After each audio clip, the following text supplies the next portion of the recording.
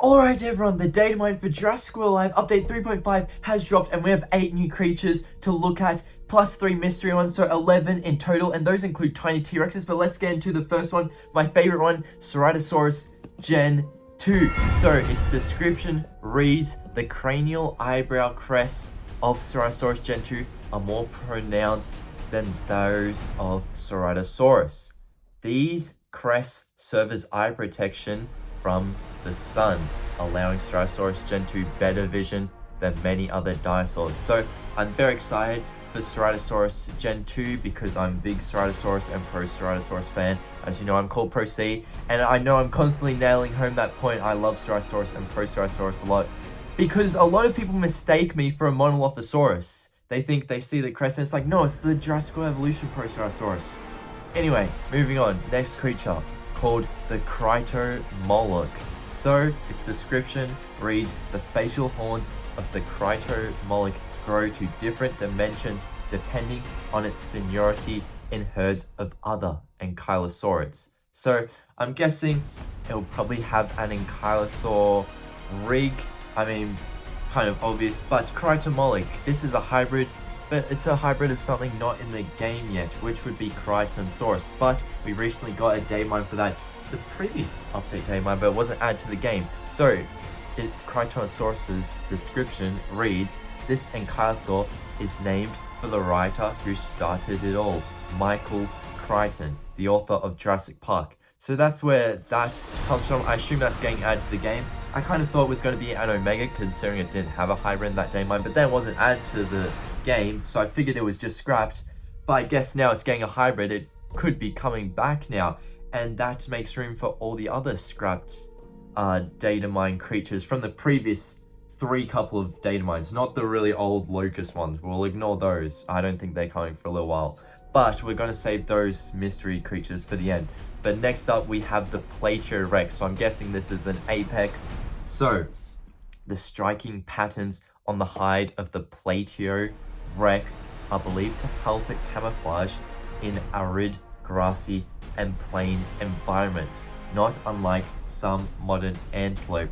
So I'm guessing this will be made between Plateopicosaurus, right, just because it has Plateo, and we have seen Plateopicosaurus moves repurposed for what I'm guessing is an apex, so it's very highly likely. And I'm guessing it's also made of Tenontorex just because of the arid, plain, grassy colors. You know, Tenontosaurus kind of has those brown colors, similar to what Concatosaurus got. So yeah, those are what I think the ingredients are for Plateorex. But Cryptomoloch, I think its ingredients, obviously Crichtonsaurus. And the other one, I think it could either be Stygimoloch Gen 2 if they want to make a rare hybrid, or if they're going for a unique, it'll probably be Ovilophomoloch. But the next creature we have to talk about is the Scelidosaurus. So we got this creature right in the previous day mine video we did.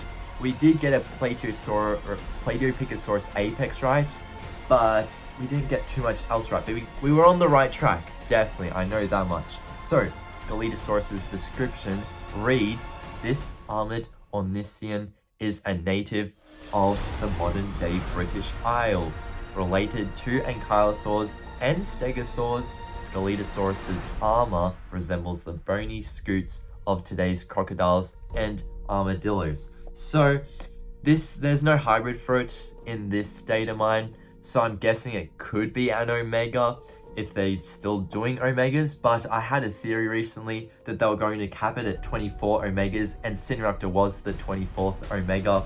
I assume this will lead way into Omega hybrids eventually, just because, you know, there's not much else they can do with Omegas, right? Like, people are going to stop buying them at a point. I have not bought an Omega incubator in ages. But anyway, at least unless it's for hard cash. But moving on to the T-Rexes finally. I know most of you are probably excited or concerned or whatever you're feeling for the T-Rexes. You're probably most intrigued about these guys. So the first one is called the Tiny T-Rex. Its description reads, this tiny T-Rex and its tiny T-Rex twin may be pint-sized, but they still pack a powerful bite. So yes, there's a twin. We'll read its description soon.